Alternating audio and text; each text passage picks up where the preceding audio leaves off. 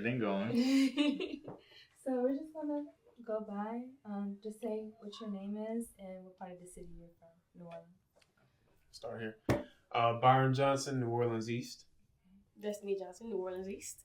Jordan Pierre, New Orleans East. What was New Orleans like for y'all before the hurricane?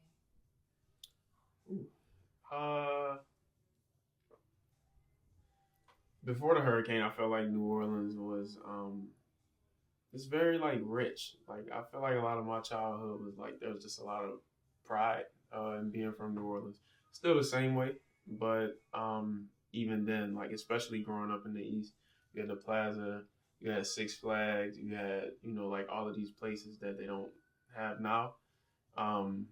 But like I just felt like a lot of pride from being from the area specifically, but just from New Orleans, period. And yeah, we love our city. So.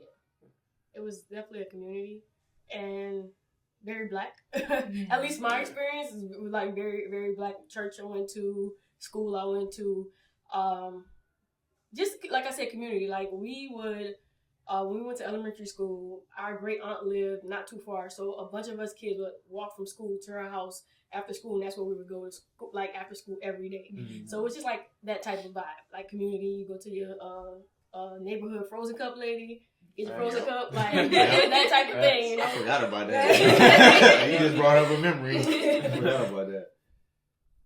Oh, it's my turn. Sorry. So for me personally, I went to private school in New Orleans. I went to Prince of Peace. And I still have like all of those friends that I met during that time, and like I still know a lot of those people to this day. Like y'all said previously, it's like your family lives so close. It's like I could go visit my grandmother lived in like East Shore area, like all the way at the end. Mm-hmm. My grandfather lived in Kenner, and I honestly, my childhood up until Katrina was great. Like being able to have a season pass to Six Flags. Just going to Audubon Park and the zoo. Like I still remember like the little Roman candy thing. Yeah, like that's a core memory. I have like a lot of good memories up until Katrina, and then things just drastically changed after. Like the city was not the same. Like the whole vibe and just how the culture in general, it changed for sure. Yeah, pre-Katrina was definitely different in comparison. So when you say the vibe changed for sure, what would you say is happening now that 10 years ago, well, 20 years ago. 20 years ago was not the case. I'm from Mississippi, so obviously the Mississippi Gulf Coast saw a lot of changes, but during the time of Katrina, I was in Baton Rouge, Louisiana. So I saw changes. My changes weren't as drastic, but I'm very, very curious as to your experience for what specifically is the vibe. If you could nail down or put into words the difference in vibes from then to now. The overall culture changed, in my opinion.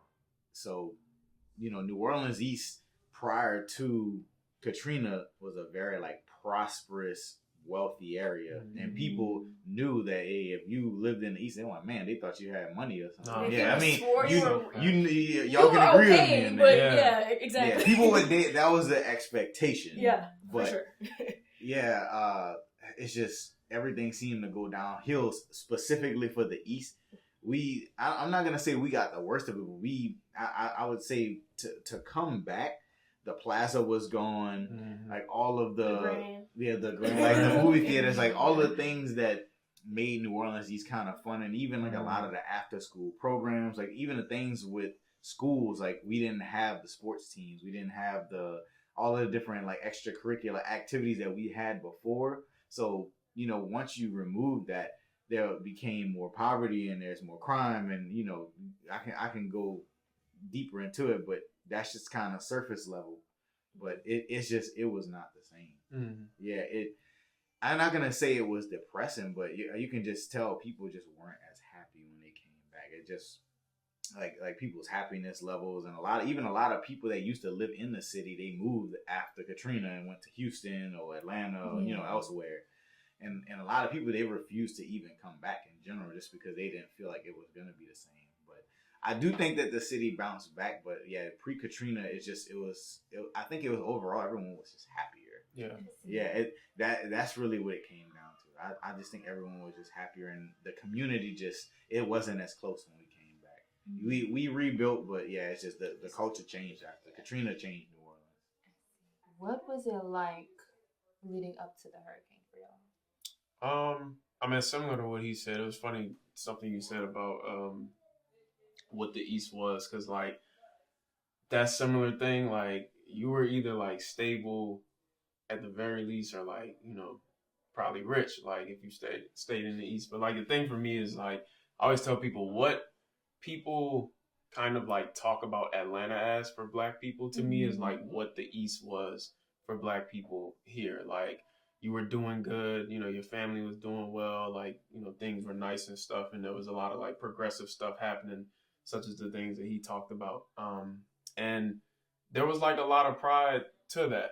Like you were excited about the movie theater coming, or like the, you know, certain restaurants, or like I remember I had a friend in school who his family had opened up like a arcade that wasn't too far from our house and stuff. So there was a lot of things you were seeing like that. And like leading up, at least for me specifically, I was about to go to 7th grade. You know, I was excited about going to like that middle school era. Yeah. And we did start school. Yeah, well, we did start school. Yeah.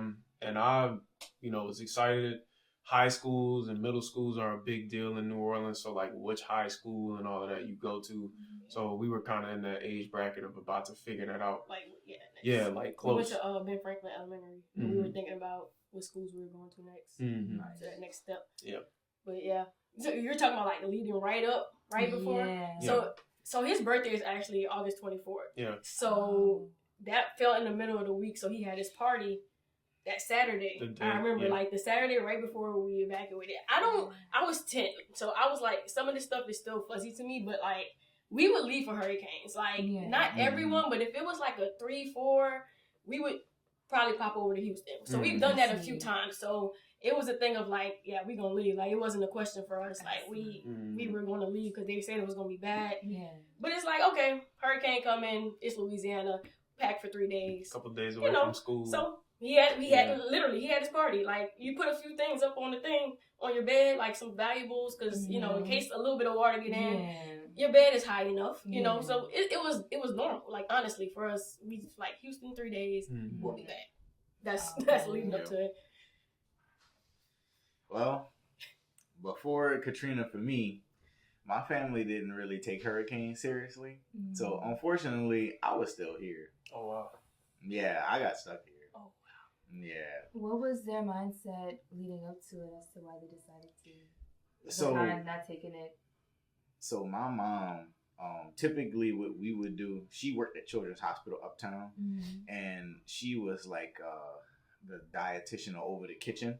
And typically when we did have a hurricane, it was technically a shelter in place because it was considered hurricane proof at the time. And it was, because I've stayed for hurricanes. So I can't remember if I made a big fuss about it or not, but I think it was either myself or my mom made a big fuss, and I ended up going with her because I really wanted to go with my dad, which I'm really glad I didn't. He had a really bad experience. He was at the hospital in New Orleans. What's the hospital in New Orleans? You know what I'm talking about? Methodist. So my dad, my grandmother and grandfather at the time, they went there, and my mom and I went to Children's Hospital. So we just thought it was kind of the same, you know, just gonna ride it out and then be done. But we were wrong. Yeah. So both of y'all's families decided to evacuate, though. Yeah. Yes. Both of their We're siblings. Oh wait. Yeah. We're siblings. Oh. That's my sister. I'm learning so much. Real-time discoveries now. Okay. Yeah. Mind blown. So y'all's family saw, I don't know, from, again, Baton Rouge, also Mississippi Gulf Coast, we have hurricanes that hit us all the time. I never evacuated, not truly. Like something similar to what he said, like staying in town, but just going somewhere else in town.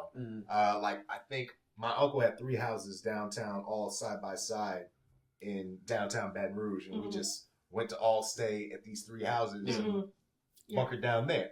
So I do remember though there were headlines for days leading up to it. Killer storm. Yeah. Mm-hmm. Killer storm. Mm-hmm. Over and over and over and over and over again in the media. And I see there was like a difference in mindsets in how different families apparently interpreted this. Y'all's family saw it and apparently was like, yep, Yeah.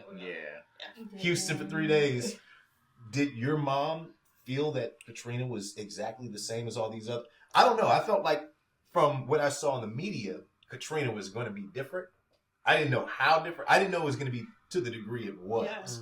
But it felt like it was going to be different just from how things were leading up to it. And I was in high school. I was in the 11th grade at the time of Katrina. So, but I remember seeing the news in the newspaper every day, like big bold letters across the newspaper, killer storm every single day. So like, for me, it didn't come out of nowhere. I think sometimes it's still to this day, like hurricanes, they'll be like, hurricane's coming and it's going to be this. And then it's like, you know. But that's especially the reason why I wanted to bring y'all on and talk to y'all about it, because y'all in a precarious situation where, yeah, you know the storm is coming on, but you're only at the whim of what your family decides Your parents, to do. yeah, for sure. And For how sure. did that affect how you felt about it? Well, honestly, it's hard to really remember Yeah. exactly what was said, but my mom definitely made I think it wasn't that either one of them thought that it wasn't going to be a big deal, but she wanted me to be with her because she said she just had a feeling. Yeah, because I really wanted to go with my dad, and I honestly, I don't even remember why we separated, because I don't know if there was a certain amount of people she could bring there to shelter, or I don't really remember what the case was. I honestly have to ask her, but she wanted me to be with her because she did have a bad feeling about this one in particular, but I'm glad she did. Yeah, very much so glad she did. If I was with my dad, I probably have like some trauma, real bad trauma with him. What was it like whenever you realized, like, oh, we're in for something very serious whenever it got there? The day after the storm. Yeah. And see, my dad versus my experience, because my experience was bad, but his was completely like exponentially worse.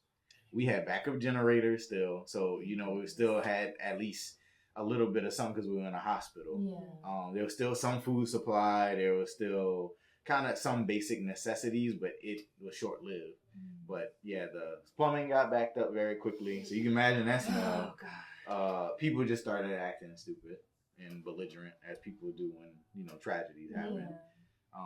We had to eventually get the National Guard to clear like a route out, and we were able to drive away. I want to say we might have been stuck there for about a week to a week and a half. I can't remember the exact time, but yeah, the smell was horrendous. And the generators lasted that entire time, yes? Yeah, so the reason why we had to leave was because I think it was the water supply. Yeah, water supply got cut off or something was contaminated. So now all the patients had to leave. Everybody had to go because, you know, that not having water is going to make the situation go from bad to worse. Yeah, so I want to say it was either it was something that they had back up and it ran out and we had to go. Yeah. What about for y'all? I know y'all evacuated, but hell, like on the outside looking in. I don't think there was ever, I don't remember a time of thinking that we would stay. And only because I remember like previous times where there were storms that probably weren't as bad that we didn't stay, you know, so I think it was always a decision that we were going to leave. And then I remember, because I remember we went to go see, it was me and my friends, and it was a big deal because I was 12. And so we went to see The Skeleton Key, and the movie was PG-13, so I was like, yo, I remember that movie too. I remember that. And we went to the Grand, which is the movie theater we're talking about that was right next to the plaza. And then I just remember my dad probably more talking about it. It's just like, you know, you'll have this little party and then, you know, we'll leave the next day and stuff. And then, yeah, it was never really a conversation. We were always going to Houston.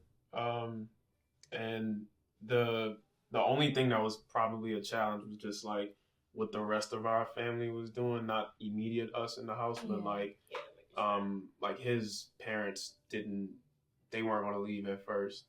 My mom's parents were leaving and they rode with us and stuff. So like trying to convince other people to leave if you had the ability. And I think, you know, especially for a lot of people's experience, like everybody in the news, you would probably see people saying stuff like, oh, why'd they stay or whatever. And I mean, it's a bunch of reasons why, could be like yours, or like New Orleans is a city that, public transportation is a big part of it. And so people might not have cars, but, we had 2 cars. So, we could leave and be able to go wherever and stuff. So I think for my family, it was always a no-brainer. That's a big point. Like economic situations, like we were privileged enough to go, and even if we had people around us that weren't necessarily as privileged, it's like, okay, we got y'all. Come on, we gonna make sure we all good. So we all left, and I was asking him about this because, like I said, I was 10. So 10, you remember things, but you don't remember everything. And when you're a kid, your parents shield you from a lot of the reality of what's going on. But I remember sitting in the hotel and just watching it, like they're showing everything. So you see the floodwaters, and it's like, oh, they were like, I don't think we going back like soon. Because like I said, it's 3 days. That's the normal. 2 or 3 days. It's like you wait for the hurricane to pass, blah, blah, blah, go back. And we were looking like, oh, it's not. It was like, I don't think we're going back. Like, we had to switch hotels and everything because we had to stay longer than what we planned to. So it was like, as a kid, it's like, okay, yeah, you see it, but it's like, it don't click to you that everything is different. Like, everything, my whole life trajectory from that moment is completely different. But it don't click to you in that moment. You see it, but then, like, we're not going through the things of people who stay going through. Like, we're removed from it. So it's like, okay, it's bad, but it might still be okay. For me, that was my thought. Like, it might still be the same. I didn't think my life. I didn't think my life was like about to drastically change. You're not thinking about changing schools and all the stuff that you got to do after that. None of that. I just saw my friends Friday, and I just saw them Saturday. Right? So it's like, all right, bro, see you. We'll see y'all at school. Or after this is over. And you're never going back to it. I have some of those people I have never seen again.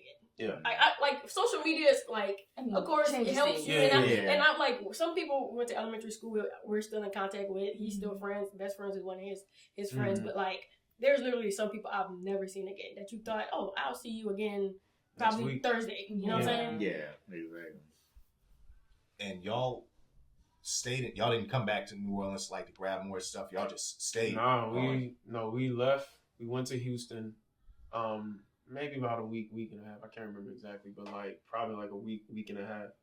And then my dad had a friend whose family lived in Donaldsonville, and so after probably that week and a half, we ended up in Donaldsonville, and it was like our mom's side of the family. So it's like 13 of us, 14 in like somebody's house. In somebody's house, including the people that live there. So and the dogs. So we had dogs. We did. My grandma, we had dogs, and so like thank God for them being willing to house that was my dad's friend's parents. They let us house. She housed my mom's family. Like people they didn't really even know letting our family stay there. And like, no, we didn't go back to grab anything because there was nothing to grab. There was nothing to grab. Like, I think my parents, I think when we went to Donaldsonville, tell me if I'm right, and they left the kids there, and I think they may have went to New Orleans first to see, and then they came back. We did eventually go, but they went first to see what damage was done. And they told you that there's nothing. I remember being in the hotel. I cannot remember who it was, but it was one of our aunts. I don't know who. And I do remember like watching the TV, and I think I remember asking like, would we be able to go back? And I just remember like the look on her face, like, and being an adult now, I think about if something like that happened and you have stuff and you have things that you either own or rent or whatever, and like how you would have to be able to like maneuver through that. And I remember her saying like, yeah, I don't think we're gonna be able to go back to New Orleans. And I just remember her face, like just like the grief over it and stuff. So that was, I think, the realization for me of that. I didn't know where we were going, but I did know that like, okay, it ain't about to be the same, whatever. And y'all just stayed planted in Donaldsonville. We stayed planted in Donaldsonville for like, I guess Mama said the other day, like a month and a half. It felt like longer than that. Yeah, it felt like longer than that. It felt like way longer than that. But like, it's 13 people in the house. Well, they left eventually. we was kind of leaving in later. My mom's family left. They all went to Houston, and my grandparents went. My uncle, they now live back in Louisiana, but he worked at Purdue in Indiana. Mm-hmm. So my grandparents went to Purdue, to Indiana. My aunts and them went to Houston, and we stayed because my dad. I don't know if y'all know this, a church out here called Franklin Avenue Baptist Church. It's one of the bigger churches. My dad was the minister of music, and that's his church. Like that's his thing. So he did not want to be far. He was like, I think if my dad had to say, and we can talk about what happened after that, we probably would have been back in New Orleans. My mom was kind of like, nah. Yeah. It literally split your family up. No, for real. Yeah, sent y'all all in different directions. We have not. I thought about this maybe like a month ago. Since probably it's the last time I can remember. Probably since Christmas of 2004, I don't think both sides of my family have been together probably since that. Yeah. Oh, wow. And we used to have Christmas at our house. Yeah. Everybody, every year. Wow. Yeah. Every year. Yeah. That's crazy. I never thought I know, It's like 20 years. Yeah. It killed the family traditions. That's I mean, yes, for sure. Like, I think with my mom's side, okay, so spoiler alert, our dad ended up dying it was a tough year for us. Katrina happened. Katrina happened in January. Our paternal grandfather died in March. Our maternal grandfather died, and then November our dad died. So it was a year for us. So so my mom, my mom's taking care of us. So with my mom's side of the family, we do a lot more with them. My dad's side of the family is kind of in Houston, a little bit in Baton Rouge. So we're still close with them, but we don't see them as much as we see my mom's side of the family, just because, we all in different places. Different places now, I'm really sorry. That's okay. Sorry. It was a wild time. So a month and a half in Donaldsonville, then what, back to New Orleans? No. So he found this place called Zachary. I remember when we were in the car. Yes. I'm connected. That's being connected. Yeah. So he, I guess, was looking for jobs because him and my mom were teachers as well. And so he was looking for a place. And I do remember being somewhere in Donaldsonville with him. He got on the phone and then they found the jobs in Zachary. I just remember him saying like they were going to be really good schools. And so, maybe like sometime that next week we were starting school, but if you know how far Donaldsonville is from Zachary. So every morning. Yeah, we yes, indeed. That is y'all gotta be like 4 in the morning. We did get up at 4 in the morning. We would be knocked out in the car. Sleep. I'm sure my parents were tired. Bro, I don't understand how they did it. As kids, you just kind of go with the flow when you're a kid. So we in the back of the car asleep. We were tired, but it's like, all right. But now you know the stress as an adult. No, as an adult. I couldn't imagine driving from Donaldsonville to Zachary. I don't want to drive from Zachary to Baton Rouge. Honestly. How far is that commute, by the way? About an hour. Yeah. 45 to an hour. The traffic. An hour might be. It might be more than that. The traffic it might be in like the morning. An hour and a half. Yeah. Yeah. We're going to take it back a bit because I do want to know more about your experience going through the hurricane in the city. Okay. Yeah, I can talk about that. So we were stuck in Children's Hospital for, I think it was like a week and a half, I said before. And we essentially, so my mom parked high on the hill, so her car didn't get flooded because we did that on purpose just in the event. Yeah. So, thinking a little ahead. So we were able to get our car and start driving out. Of course, the traffic was ridiculous, as you can imagine. Mm-hmm. So our initial first point was Baton Rouge. Mm-hmm. We had a cousin that stayed, my cousin Karen. And so kind of similar situation like y'all. So y'all had like 14, 15 people in a little bitty house. Mm-hmm. And that was chaotic. Yeah. And, we kind of had some issues with them because we felt like they were treating certain family better than others. Like closer family kind of having a little bit of privilege. Yeah. There was some of that going on. Mm-hmm. Eventually my mom was able to text my dad and he was able to meet up with us. He used some map or something to be able to get to her house. Wow. And so we were able to meet up, and I think I might have been there either for a week or two before we got in contact with my grandfather. Yeah, my dad, grandmother, and grandfather.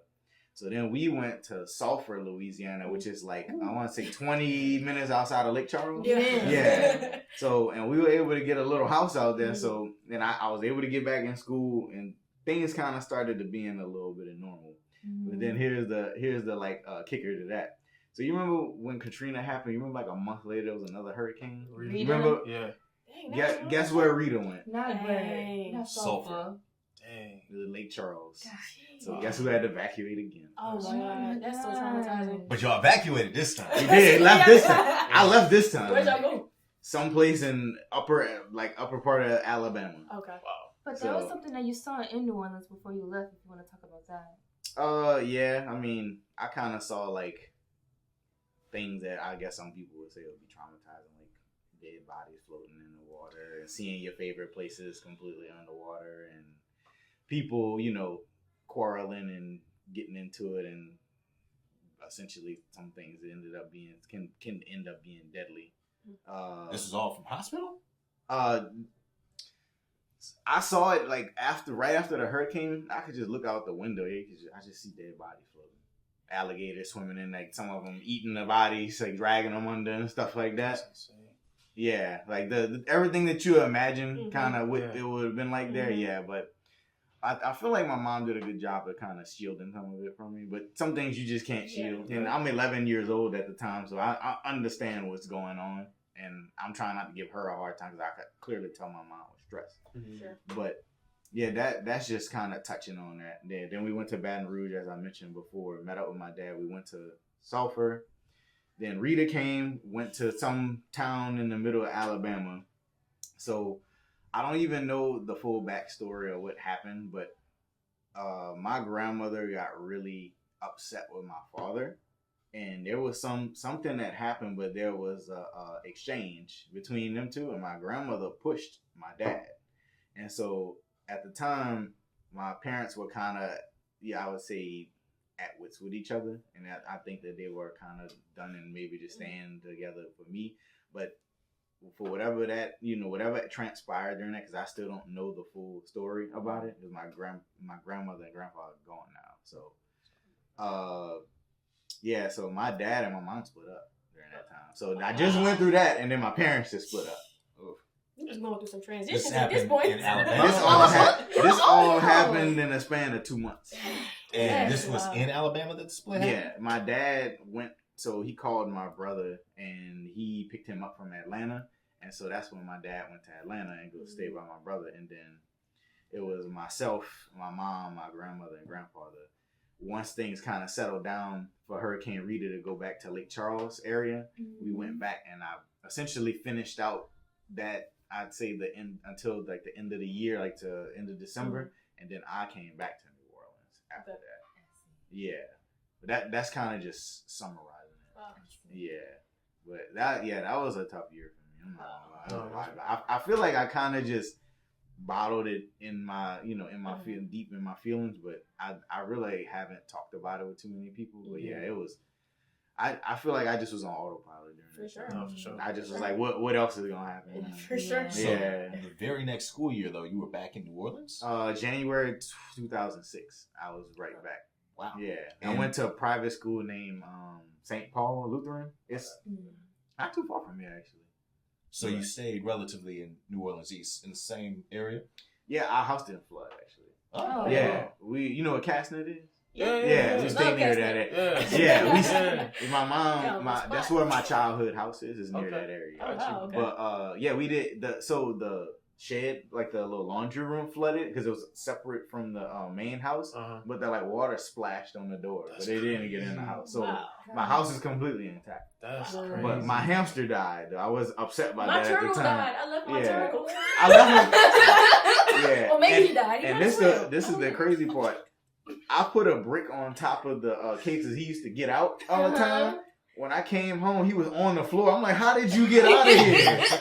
The water left that, or the water didn't he left. pushed. I left him a lot of food, but I was gone too long. I knew he was going to be dead. Dang. Yeah, my room smelled bad. It smelled real bad. Dang. Dang. Yeah, but and we had a big, like, gigantic pecan tree in the backyard, and it fell the other way. So if it would have fell that way, it would have destroyed the house. So not only we dodged two bullets. So God was really looking up. Yeah, the tree fell this way, and we got no water damage other than the laundry room, which there's really nothing valuable in there. Yeah, it's like kind of almost like a shed. Yeah. But yeah, it might have been maybe about this much water about around the house. It's like just enough to damage everything in the laundry room, but yeah, it didn't get in the house. That's crazy. Yeah, the foundation probably was like this big, and it was like right there. So yeah, we just missed it. But my grandparents, their whole house flooded. Yeah, they had like 4 or 5 feet of water in their house. We had 4 in ours. 3 or 4. 3 or 4. Considering Enough. you came back so soon, you probably have a great idea of the immediate change that happened right after Katrina. And like, I mean, of course, they came back to New Orleans. They got to see how different it was later. You got to see it different immediately. Oh yeah. It was very tough during that time. So amenities weren't available still. We did obviously have running water, but a lot of the school lunches, they had to be provided by Red Cross. So like we'd have to come outside the school and go eat the Red Cross lunches for a little while until they got everything back, because it was being worked on. You know, they were redoing the sheetrock and get all the equipment to cook again. So it was just a struggle bus. How long were y'all on the Red Cross meals? Probably for a couple months, and then they were able to get, I want to say maybe about 2 or 3 months, and then we were able to get like regular food. Which is still crazy, because this is like a whole school year later, or well, you said January, so a good 4 or 5 months later, and then another 3 months before things were Yeah, and just a lot of basic amenities weren't available. We was just kind of thugging it out. What was the reason that your mom wanted to come back to Louisiana? Why not stay in Alabama? Well, we went back to Sulphur for a little while, and then essentially, I don't know what the situation was with my mom's job, but they were still paying her while all of this was going on. She worked at a hospital, so we had that financial stability. But my mom, they essentially wanted my mom to come back to work, and they was like, "Hey, if you can come back, we'd love to have you back." And so by that time, she came first, and then I came after. So she left. I want to say she might have went back to New Orleans like in November of 05. So she came back before me and got the house together, and then I came back in January. Yeah, she wanted me to finish that semester out and then transfer to another school. Shout out to Mom. Yeah, she did. She definitely did a thing. And how was things with your dad in Atlanta? Like, you just never came back to get his stuff, or? I mean, it's a long story. My mom and my dad they got a divorce after that, obviously, and he stayed out there, and I'll go see him during the summer. Yeah, I have a good relationship with my dad. Yeah, I don't like, hold anything to him, and I was a kid, so I can't pass judgment on this. Really fully, I say pass judgment, and I don't understand the situation. So of course, when I got older, I talked to my mom and dad and got both sides of their story. So yeah, I don't have any animosity towards either one of my parents or anything. But yeah, we all go through struggles in life. But yeah, it was a lot. How old was your brother that was in Atlanta?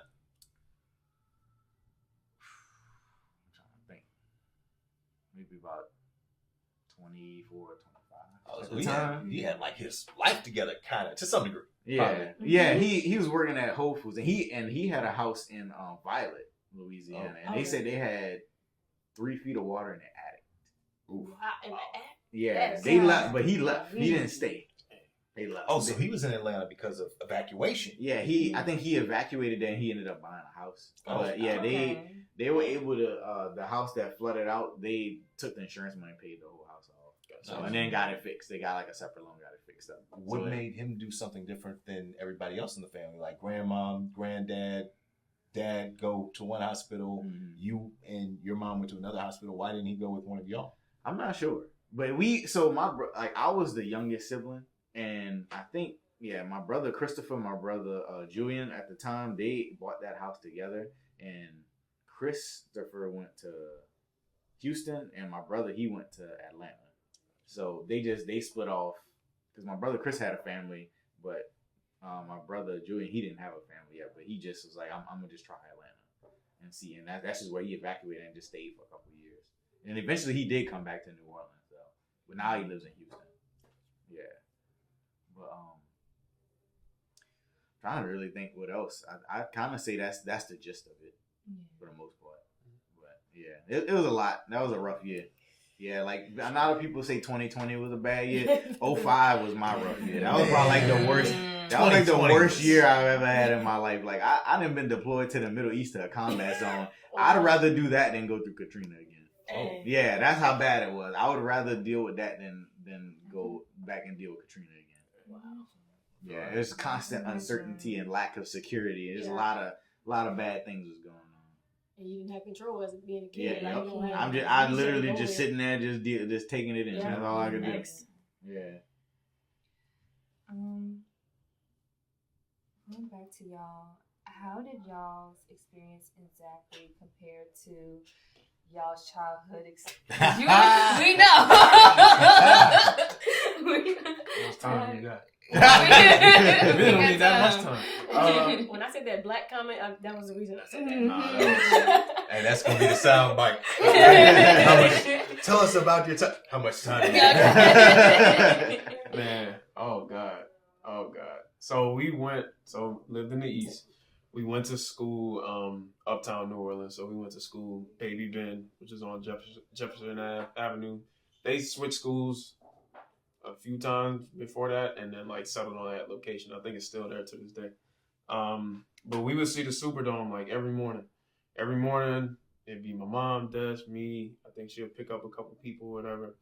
She worked uptown as well, taught at McDonald's 7. And so we'll listen to the Tom Joyner morning show every morning. Yep. And then we'll pass the Superdome. And so you go from seeing that every day to all of a sudden I'm seeing cows.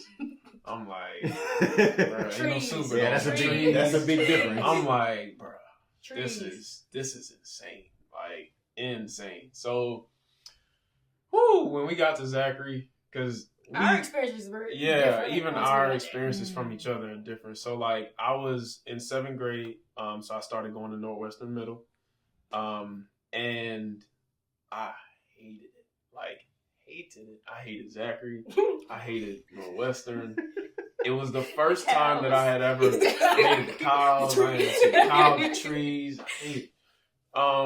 But yeah, like, it was the first time, because like we said, New Orleans was very black, and like, our experiences. from our stance. And so I had never gone to school with white people like that. And so Yeah. Zachary, like, very split down the middle, or at least that's what it felt like. It's pretty It was more 45, white. 55, It was something more like white that. at that time. Yeah, for sure. but it Yes. yeah, Yes. but it felt more white when you had never gone to school with any white people. So Yeah, we had 1.5 at Bedford. Yeah, we There had, was like, one white boy yeah. and a girl that was mixed, Yeah. literally in the whole school. so that like just not really knowing how to deal with that initially was kind of strange, and then I have a great memory. Yeah. Tell us. Like, just I remember being in class one time, and like there was a kid who had said, I don't even know what he was talking about, but it was something he said to one of the teachers. And so, like, of course, like I have some white teachers. I might have had a black teacher, but I don't really remember. But it was a teacher that made a comment because the kid had said, "Oh, I'm right here." And, you know, that's something we say out here. Like, if you say, like, right here, you might sound right here, you know, right here. And she had, like, looked at him and stopped. And she was like, excuse me, don't talk like that. You're talking like you're from New Orleans or something like that. And I was like, Did you say something about a refugee? yeah, like, so she said, like, one of them refugees from New Orleans. So I'm like, That's Can we pause? I hate that word. Yeah. Refugee. it's like, I'm not a refugee in a country and a state that I'm a resident in. Yeah. Refugee is their country. right. We're Americans. Okay. Yeah. But yeah, That so word box. that happened. So I'm I like, don't blame you. Yeah. I'm like, just like, bet. So our mom is the type, like, yo, if I tell her something and something ain't right, she gonna come to that school. So Love that. yeah, so I'm like, I'm already mad that I'm here. Like, I Mm-hmm. don't want to be here, and like, it would just be like little bitty things, like just, you know, people, like, you know, kids are kids, so they say Yeah. little things. Like, I remember one kid said something about, because like I played football growing up and stuff, so like he said something about like, yeah, you're gonna be swimming in the end zone or something like that, like talking about being in New Orleans and stuff, like instead of running in the end zone, you swimming. So like just little, it was always like these little comments and stuff. And in my head, I'm like, bro, I don't even want to be here. Like, you know, like I'd rather be where my friends are, or be in a city that got a tall building actually. Like, you know, I was just, like, I ain't gonna lie, I was like kind of probably disrespectful, but I felt like it was warranted at But yeah. 12, you know? Yeah. But yeah, so it was a lot of that, and I tried to check out of school like every you missed a lot day. Like for like the first month, I just didn't want to be there. You know, I wanted to be what I consider home, and we weren't living in Zachary at the time. So like we said, with that long commute, so for us, you know, I didn't have a home. So those little things, I just was like, I did not want to be here. So yeah, it took a while for Zachary to grow on me, and honestly, I mean, you know, yeah, with the other stuff, yeah, it took a minute. So yeah, that whole year, I do remember just not feeling settled at all. I do remember that. For me, our experiences, like I said, was very different. I think different times, because middle school and elementary school are two different things. Yeah. I think kids are a little bit nicer in elementary school. When you get to middle school, you know how the bullying, really all that starts. So I think it's definitely a different experience. I remember like he loved the school we went to in New Orleans. I liked it too, but I remember that year because we started school before the hurricane. I remember it just feeling like I don't like this. I did not like the way the school started. Like I had like a teacher. I hated it. So when I went to funny enough, my dad ended up working at the school that I went to. So I had my dad there. And then when I was like signing up for school, we hear like my mama looks and she yells, my friend, she's still my best friend to this day. Her name is Marisa. She actually was in my mom's class in New Orleans for like 2 years before that. My mama said, "Is that Marisa?" And so she yelled and we saw her. And so when I went to school, I had somebody with me because I also was in a gifted class. So I was literally in a class of 7 people. And she wasn't in a gifted class at first, but she was gifted. So I was like, "Hey, bro, come to this class." So I convinced her to come to the class with me. So I had somebody there. Not only did I have my dad, and my dad was in and out that year because he had cancer before the hurricane. It went away and it came back.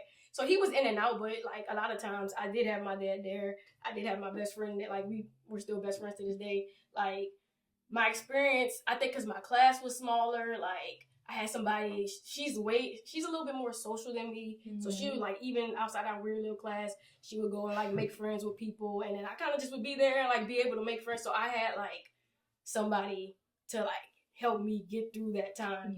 It was still very white. Like I remember like I had never been in class with that many white people before. Like just the things you say are different. They don't understand some things. Our accents are like I don't even have a strong accent, but like just things people you know they don't understand you. It's like a little bit of a culture barrier because it honestly like being an hour and a half away, it was a culture shock.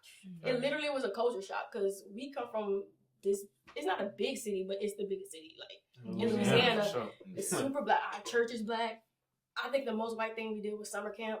Probably we had a few white people in our summer camp to go to the school, and like you getting these like racial comments sometimes, like over the years, like Zachary was cool to me. It's just like these, you know how it is. You exactly. It's just like you know how it is. It's like the things that you did not have to deal with when you're surrounded by your people. So it's like just those little things. Like over the years, those will bother me, but my transition, I guess, just wasn't as harsh as his, just because I did have somebody like to help me through that, and that's like. When you're a kid and you're changing schools, like that's major. Like just having like, okay, I know I'm not alone. Like you go to recess, well, you don't know nobody. You going to recess is like, what am I doing right now? Exactly. And like, I know that feeling. Like when you're a kid, that feels like the entire world. So just having that, I don't know. Like honestly, I don't know if I ever really told her that. I should probably tell her that. But like just telling her that, like having her there really helped me. Like a lot in that time.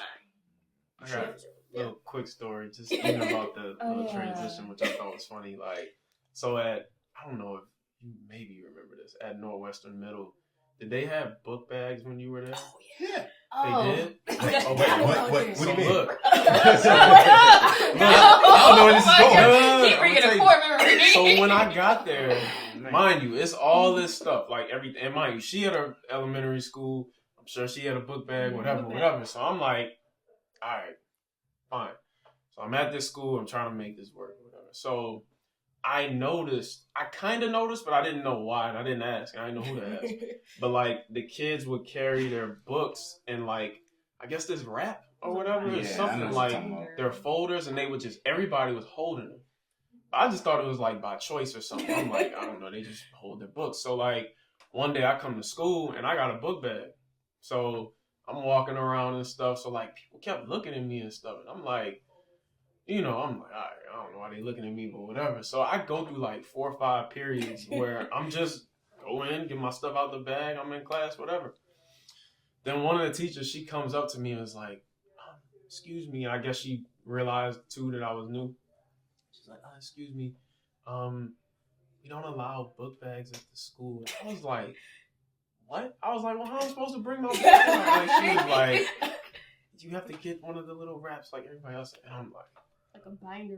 It's like a binder or something. And I'm like, that's kind of bro, I hate this, bro. I call my friends on my little singular cell phone. Bro, they don't even have book bags at the school, bro. Like, I'm like bugging. So it was, just like funny little things like that. It's like this place could not be any worse than anything I could imagine. So it was. I don't know when that changed. Yeah, I don't know when that happened, but and we can have book bags in high school. We just couldn't. Middle school, for some odd reason. That makes zero sense. You just carried this big old binder that had the ability to zip. Yeah, that was like the way a cloth binder, and it was huge, like this big, and you could put all your stuff subjects in there. I've never heard of this. I felt the same way when I got there. Yeah, I was like, yo, what is this? And I had prepared because he went through all of it. I remember when he was going, I was telling her what to do. Yes, it's like I was prepared. There, you know what I'm saying? But I remember like, and it's not on no rude stuff, but yes ma'am and yes sir and stuff like it's Southern, but like in New Orleans we ain't say that. As long as we answer like our parents, we had to say yes. We couldn't say yeah. We had like yes mom, yes dad, yes miss so and so. So I remember I was in school and I was like, they was like Destiny. I was like yeah, and it was like yeah, and I was like yes, and it was like yes what? I was like yes. So it was like what? It was like yes ma'am, and like it took me years to get used to saying yes ma'am and yes sir. And I say it all the time. People be like, I'm not a man. I'm like, I'm sorry, Zachary made me. They made me. Just it be little stuff that you don't realize. Is the difference, and then we're in the same state. We're not in this we're all South Louisiana, and it's still that different. It's crazy. Yeah, New Orleans is his own thing. Compared to the rest of the state, it's literally like his own thing. So, what was the last day in the city throughout the years after the hurricane? I'm gonna be honest, it was rough for me. I had a tough time getting readapted back. Yeah, so when I was around 11 years old and I came back, I was kind of nerdy looking. And so you know what that means. I'm in middle school. You can imagine with how that transpired. So the bullying happened. That's how I learned how to fight actually. Yeah. So you get in a couple fights and you start beating people up. They leave you alone. Yeah. Another thing people don't know about me, I know martial arts. So you can imagine how that went. I did lose one fight because he was way bigger than he was an 8th grader. So, but he should have been an 8th grader, but he was in 6th grade. So you can imagine. Yeah. He had no room to talk. Yeah. But it was over something stupid too. It was the dumbest reason to fight over something. He cut me in line and I'm just get out of my way. And then I tried to push him because he's way heavier, so I just snuck him. I just hit him in the face. But he's way bigger than me, so he just I got beat up. But yeah. But I bet nobody skipped you in line again though. Yeah, I was I'm about them hands. I was about it. I had enough pent up aggression. I was ready to let anybody have it at the time. What high school did you end up? Sci Academy. It was one of the newer high schools. Okay. And it's by Methodist. It's down the street. Okay. Methodist Hospital. Yeah, it was one of those newer schools. Like a charter school? Yeah, it was. It was a charter school. It was Sci High that was uptown. I don't. Yeah, oh no, I didn't even know. There's another one uptown, and there was a branch off. Okay. It was something new. But high school kind of sucked too, but it wasn't as bad. It's just we didn't have a physical building, and they just was it was imagine you going to BMT but in high school. They had me walking in lines to go to class, and when the teacher asked the question, everyone had to raise their hand. It wasn't optional. Oh, wow. Even if you didn't know, that's you might as well keep your hand down and have a pick somebody. You making too much sense right now. So, Oh. but after Katrina, it's just like I had a rough time. I ain't gonna lie. I was ready to turn 18 and go to college. That's when things kind of started getting a little bit better. But yeah, like when I got in the military, that's when I felt like my life started turning around and for the better. Like I feel like I was on the up and coming at that point. So it took you basically 7 years for you to start feeling like your life was on the up and up after the hurricane? Yeah, I mean, I wouldn't say I was depressed, but I definitely was holding in a lot. I just felt like nobody really will understand where I'm coming from. I felt alone a lot of the times, and it's like I used to look forward to, I'm looking forward to graduating high school.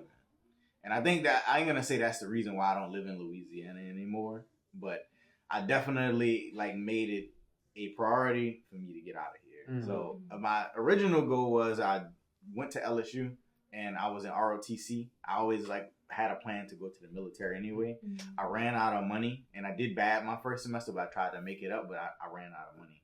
They took my tops away because I messed up my first semester.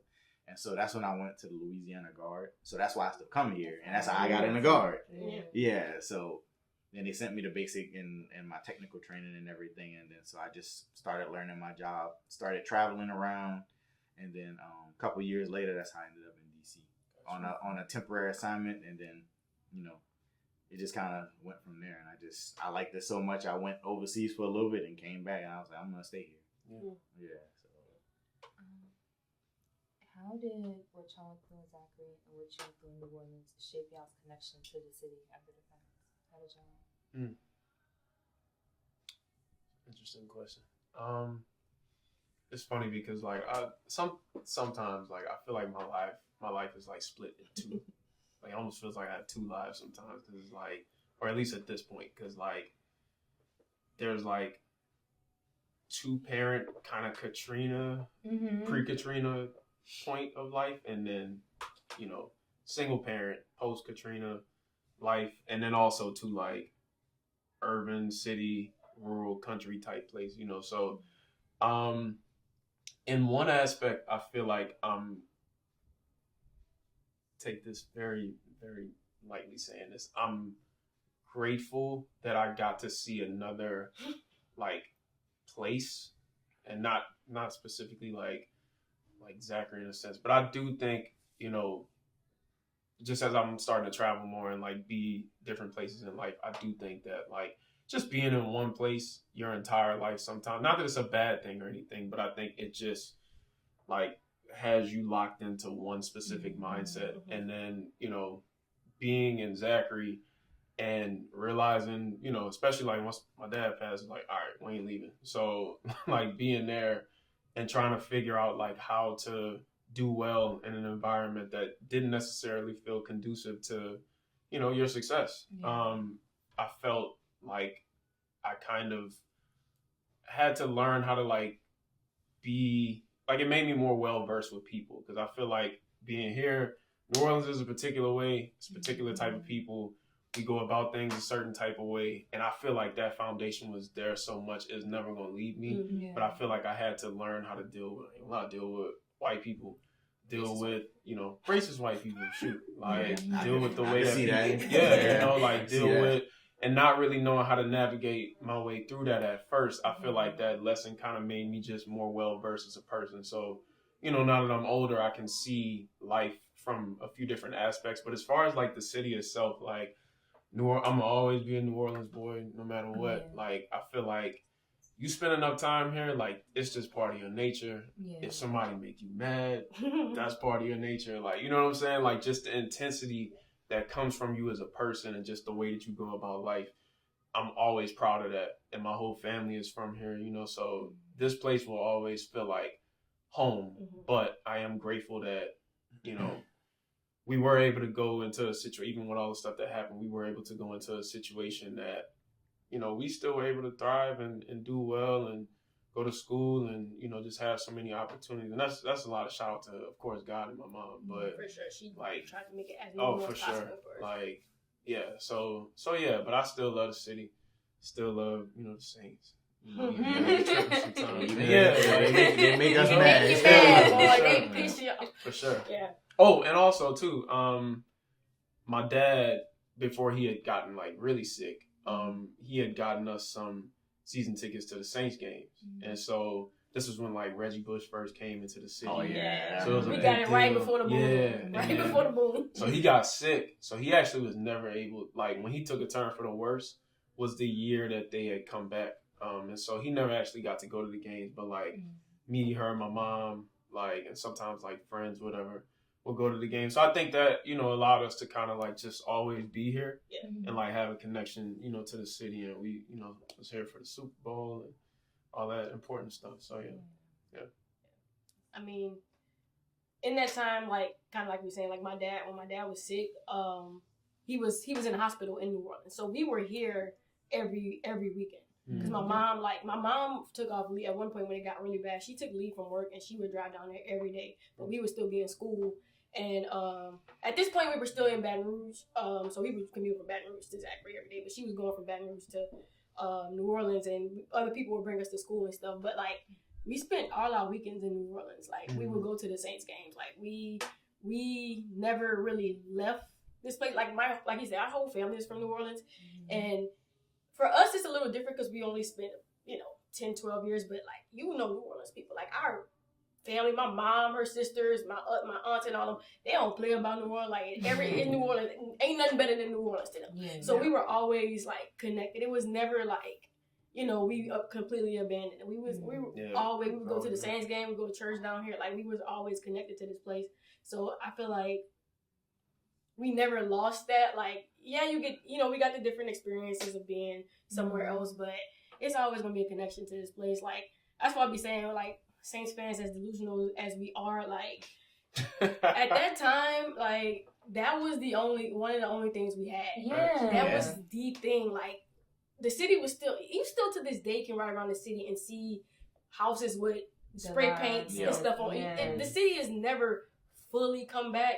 But that was the one thing we had to look forward to. So going to those games, having something to connect all of us, because we were all over this place, like I think that represents New Orleans as a community, like just strong, resilient, like we're proud, we love our culture, and I feel like if you're from here, you're always going to have that.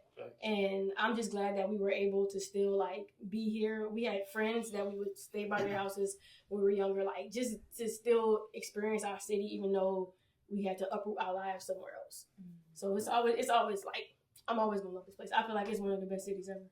I always say there's nothing better than a perfect day in New Orleans. Yeah. I always say you have a perfect day in New Orleans. It's one of the best things in life. That's beautiful. Yeah. Can you repeat the question one more time? I think you answered it by what you said, how you felt leading up to graduation and had you honestly wanted to leave the city. But at the end of the day, would you still consider the city home at the end of the day? Yeah, like home is always going to be home. I still love New Orleans. Yeah, even though I don't live here anymore, I still frequently come back here. I'm still attached to the military here. And that actually, I'm kind of glad I am still in the Louisiana Guard because I get to come back. Get to see my mom and get to interact with my family. But yeah, it's like, if it wasn't for the lack of opportunity for New Orleans, I would stay here. I honestly, like, I feel it's like that comfort zone. It's like coming here, everything's familiar. You got the Southern hospitality, the food is good. And it's just several different factors. It's always gonna be home and I always love it. But yeah, I always would consider this place home and I wouldn't change anything that happened. Like I think everything that happened made me who I am. So it just made me tough and made me resilient. It's like I feel like if I can get through that, I can get through anything. Yeah, so God brought me. He brought me through the tribulation. I feel like I can do it all now. Yeah. Well, y'all have now made it all these years beyond Katrina, and y'all have grown into these people that you are now.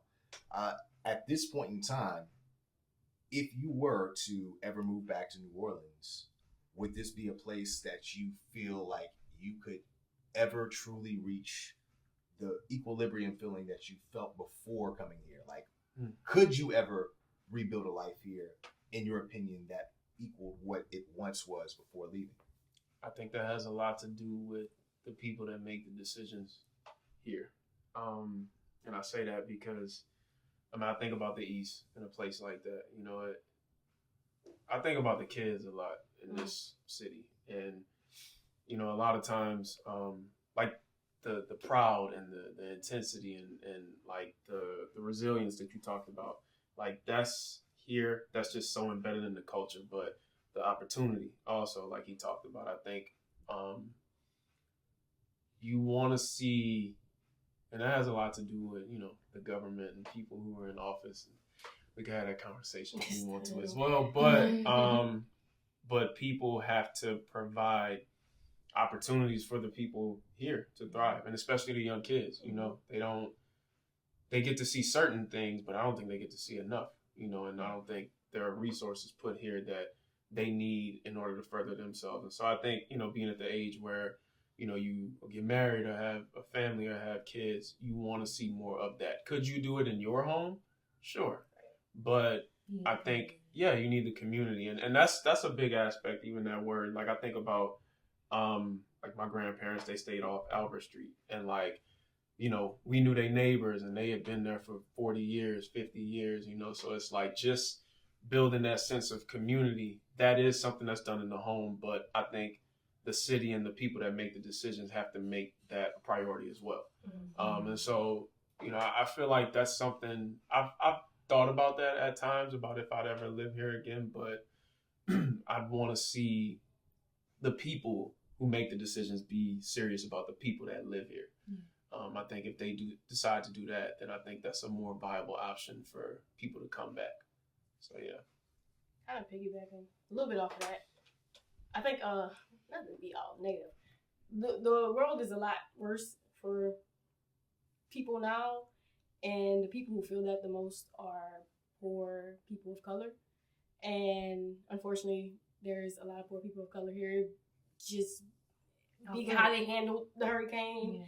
A lot of people, how they handled it was terrible. So when you got that and people, the government not helping out, not providing spaces for kids to do things and stuff like that, it does become a little dangerous sometimes. And I feel like everywhere is dangerous. I had people be like, don't go to New Orleans, it's dangerous. I'm like, anything can happen anywhere in this crazy country. So I'm not saying that, but it's just like, I don't know if that feeling, 20 years later, we're still recovering. There's a lot of people still recovering, still feeling the effects that stayed here of the hurricane. And I feel like it's changed it a lot. I also think I was a kid then. When you're a kid, it's like blissful. Everything, you don't realize all the stuff going on. So I don't think I'm ever going to have that feeling of before, because the city is different, but also I'm different. So it's like, I can't see myself moving back here. I can see myself coming back here a lot, but I just don't. For me, it feels like it's always going to be a part of me, and it does feel like home, but I don't feel like New Orleans is like my forever home anymore. And I haven't felt that way in a long time. I think once I left, I was pretty sure I wasn't going to come back.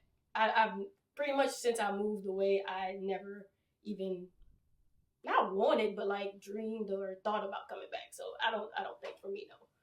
I don't think you can recapture that. Before. Yeah. It's just different. It's a different cities. I don't know. Well, I kind of want to like piggyback off of her a little bit. Yeah. I feel the same way that you do, and this is just my personal experience of being away with the military, because that's obviously something that they encourage you to travel and go to different places. So being in the military, I've traveled to, I want to say, I think off the top of my head, about either 26 or 27 different countries in about 35 different states. So as far as economically, New Orleans is severely behind, and they lack opportunities like I'd say exponentially worse than a lot of these other states. Like even our neighbor state, Texas, you go to Texas, the opportunity for you to make money is like so far greater, and just to have more opportunities just going across the border, which is 3 hours from west of here, is so far greater. And I think New Orleans has so much potential. Like you said, it's the government. It's, I think, also some of the people here being closed-minded, and then there's also a lack of school programs and just several other things. But another thing is the weather too. I honestly don't want to put my kids through what I went through. Yeah. I feel it. And that, I think that's one of the biggest reasons, and then lack of opportunity. Because I'm not trying to toot my own horn, but when I moved to DC, I just saw like things just got better for me. I make more money. Like I'm able to go hiking in the mountains and then go to the city like about 30 minutes later. I can try any food I want to like try. I can go to New York City, it's 3 hours away. Canada is 8 hours from me. Yeah, it's just there's more up there. Even though I get homesick all the time. Mm-hmm. Yeah, the food is like, I can't ever get anything that even is remotely close to here. But I've adapted to what my new environment, and I feel like I'm doing well there. But as far as me coming back here and seeing myself like actually moving here again, I can't ever see that happen. I'm gonna be honest. I would love to see the city doing better and seeing more business come, and and all the opportunities in general, schools getting better, everything. I really want to see that. But as far as me personally, no, I could never see myself moving back here. But the crazy thing is, a lot of that stuff is coming. It's just not coming from the Black people. If you look around every time I come down here, I'm like, I see a white person walking their dog in the 7th Ward, and Yeah. I'm like, what? Like, you know what I'm saying? Coffee shop, which great, like business, but it's not for us. Gentrification is like buying out people's homes, like, you know what I'm saying? So it's until I'm actually shocked that word has not come up at all until just now. Yeah. Because I've never seen such a great gentrifier as Hurricane Katrina. Yeah. Katrina came and changed the whole makeup of the city. It did completely. I mean, even when we talk about the East, like that's a big part of it. Like just don't go to the East now. Yeah, bro, I grew up in the East. What you mean? It's kind of like a ghost town over there now. It is, kind of. Yeah, it is. It's people, but it's not much to do now. Yeah. You know? I remember I came down here. I used to teach dance, and I came. We came for like a dance convention that was downtown, and the girl who owned the studio, she was like, "Hey, yeah, our hotel's like 10-15 minutes away from the Superdome or wherever." So I was like, "Okay, cool." So we come and we driving and we going to the east, and I'm like, I said, "Oh, I grew up around here," and I'm like they looking around me like, "You grew up around here?" Yeah. But it's like, for one, everything is 10 to 15 minutes away from each other in New Orleans. Yeah. That could have been anywhere, but I'm like, I really grew up here, and people looking at it like, ugh. I'm like, it wasn't like this before. Yeah, it wasn't like that when I grew up. Like for real, like we lived like 5 minutes from Eastover, which Eastover was like where Pat Swilling lived. Like Cash Money had a house. Like I didn't see Lil Wayne before he was big and Rite Aid before. Yeah, right. Like so like that's what the East was. They still have those houses there, and like I've been in my neighborhood where I used to live, and the houses are still there. It's just a different energy, I guess, and that's where a lot of people, because you buy out their homes, you price them out their homes in other places. They going somewhere else. Mm-hmm. They're going somewhere else. And it's like, that somewhere else also doesn't have a lot of things for them to do, especially with kids when they're bored.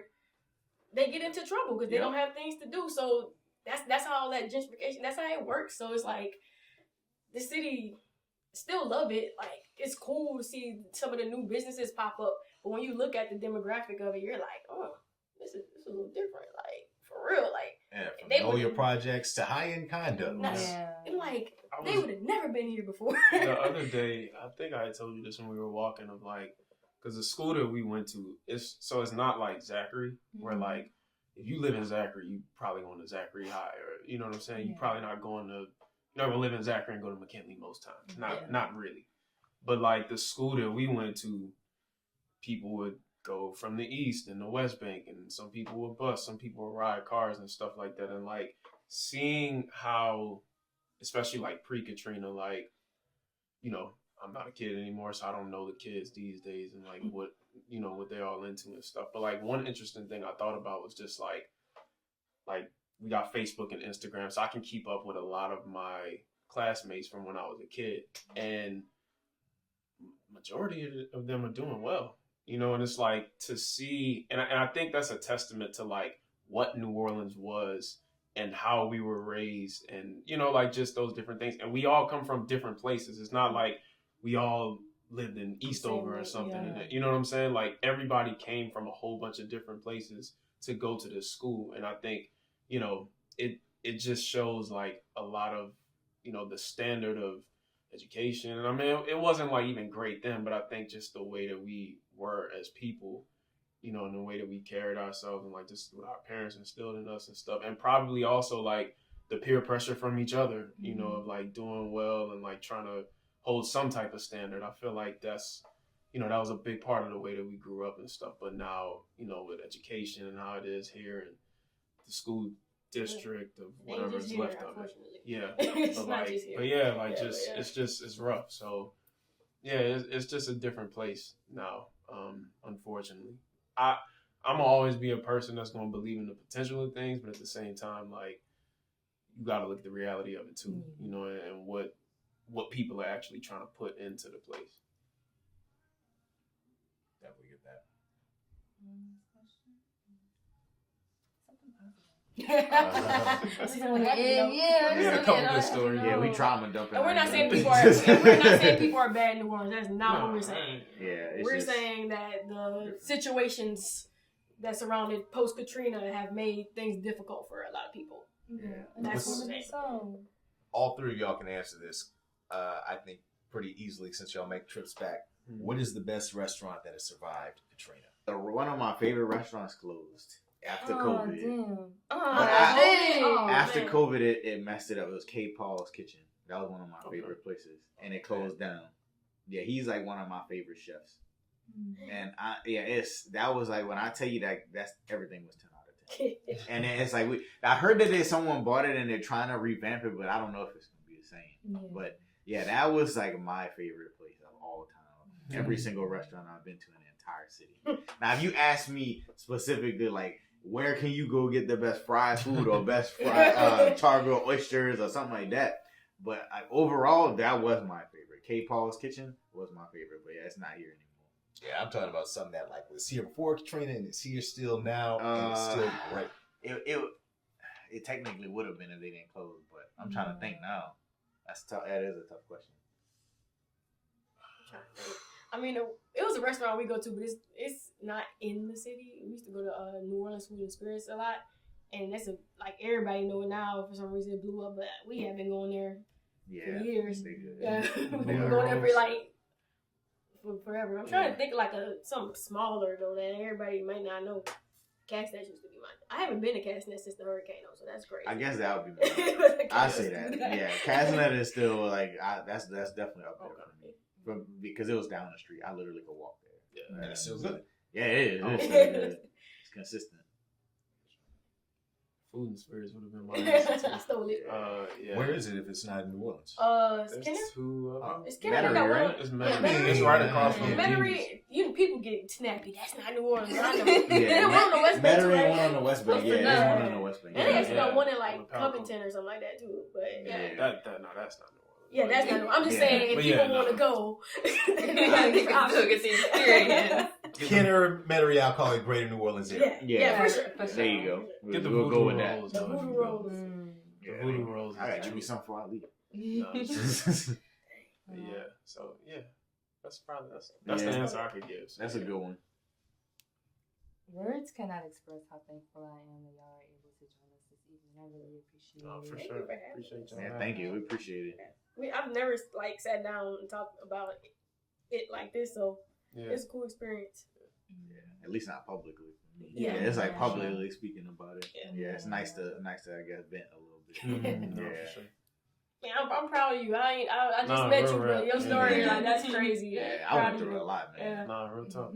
Well, thank you so much, guys, for your time, for your energy, for your stories, because without these stories, we can't inform future generations. We can't inform our own generation, really. Yeah, but thank you again. This is Journey to Zion with Bria, with Langston, and our marvelous guests that we had join us this week. Join us next time. We'll have some more great content, great guests, and great stories on our trip to Zion. Thank you, guys.